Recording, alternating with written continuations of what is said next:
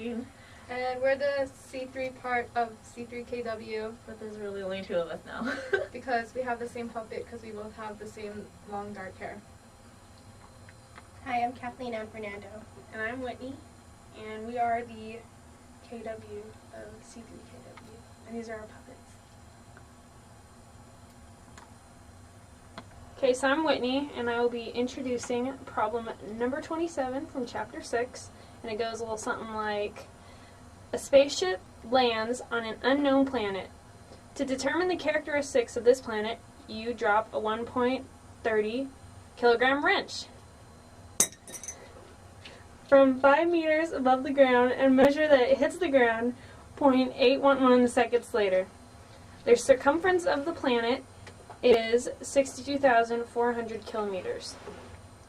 So the question is, A, what is the mass of the planet in kilograms? And B, express the planet's mass in terms of the Earth's mass. And isn't it amazing how I throw my voice and I don't even have to talk? The physical concepts used in this problem will be determining mass by finding radius and acceleration, being able to relate the planet's mass to Earth's mass, using an equation to show position as a function of time for an object moving with constant acceleration. The circumference equation will also be utilized, and these are used to determine acceleration and radius. We need these numbers to be able to solve this problem by using Newton's law of gravitation.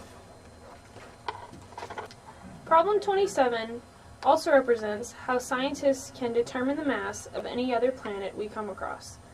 Scientists are able to use a limited amount of information about the planet to calculate other astronomical data. This relates to the real world because we can use the same techniques used to solve this problem to determine the mass of other objects that are too big to weigh. So yeah, this is a pretty essential problem to our everyday life. The givens are v naught equals 0, y equals 5.00 meters, y naught equals 0, time equals 0.811, and circumference is 6.24 times 10 to the 7th meter. The mass of the planet in kilograms is determined by first calculating acceleration. We will be using the equation y equals y naught plus v naught t plus 1/2 at squared. When we plug in the knowns, we get 5 equals 0 plus 0 plus 1/2 a times 0.11 seconds squared. After plugging in the knowns, we get acceleration 15.2 meters per second squared. After we've determined the acceleration, we also have to calculate the radius by plugging the circumference of the unknown planet into the circumference equation. The circumference of the planet is 6.24 times 10 to the 7 meters equals 2 pi r. And the radius that we get is 9.93 times 10 to the 6 meters. Christina will now show you how to calculate the mass of the unknown planet using the acceleration and the radius that I calculated. Okay, so now that we have found the acceleration of the wrench and the circumference of the planet, we can now use Newton's law of gravitation, where g equals big G, the mass of the planet, over the radius of the planet squared. So we have g equals 15.2 meters per second squared, and we have the radius at 9.93 times 10 to the 6th meters.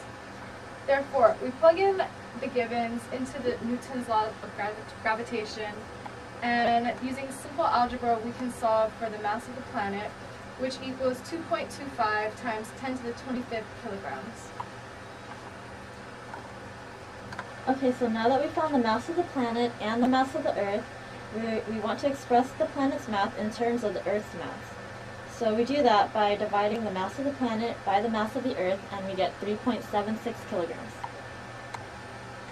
So I know this may not be the most fun you've ever had watching a physics video, but stay tuned for our rendition of Gangster's Paradise that has to do with physics. Thank you.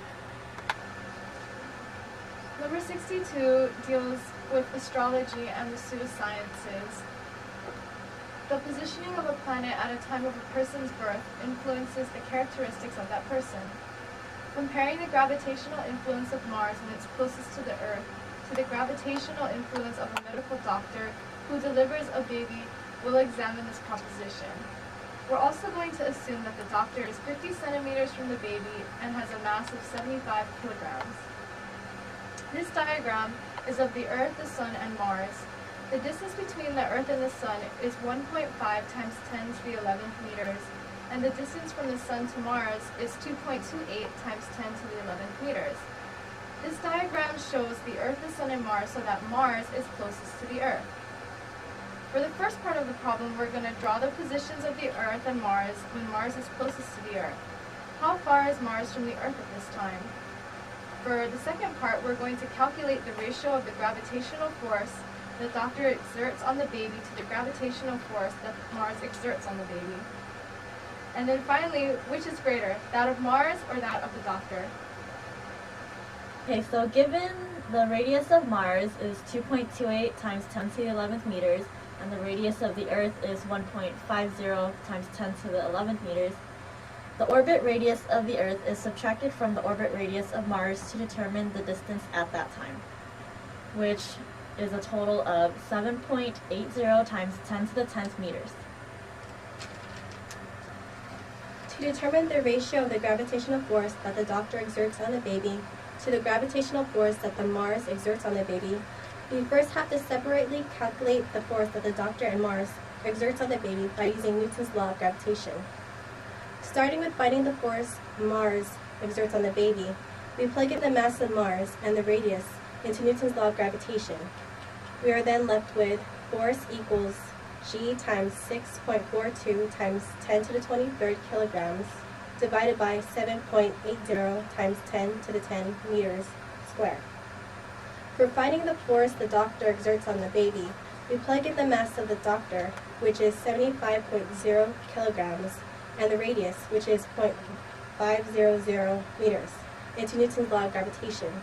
We are then left with force equals G times 75.0 kilograms divided by 0.5 squared. Now that we have both forces, the ratio is determined by dividing FD, the force of the doctor on the baby, by the force of Mars on the baby. And the G cancels out and we get 2.84. So the last question, C, which has greater influence on the baby, Mars or the doctor? And I decided the doctor's gravitational force exerted on the baby is greater because the distance of Mars is further than the doctor to the baby. So there. Okay, so I'm Whitney, And I'm Christine. and this is our rendition of critical thinking. So spin that shit.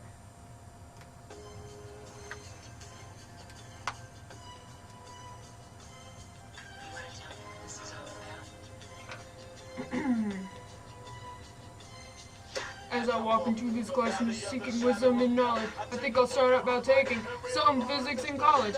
This process called critical thinking makes everything simple, decreases the stress and therefore less pimples. Physics is essential in everyday life, but CT can solve these problems like hot butter with a knife. You better watch out how you add and how you multiply, or your homies' answers might be lying. I really hate to trip, but I gotta low. As a student stroke, I see myself in the comprehension smoke, boo. I'm the kind of G that little homies wanna be like on my knees in the night, straying praise by the street light. I'll pass this class. It's homework all the time. Been spending most our lives doing physics. Homework all the time. Been spending most our lives doing physics. Homework all the time. Been spending most our lives doing physics, homework all the time. The depths of a problem they got me facing. I can't think a normal thought. I was raised by the process. Yeah. So I got it down with the application. Too much television watching got me chasing dreams of simplification.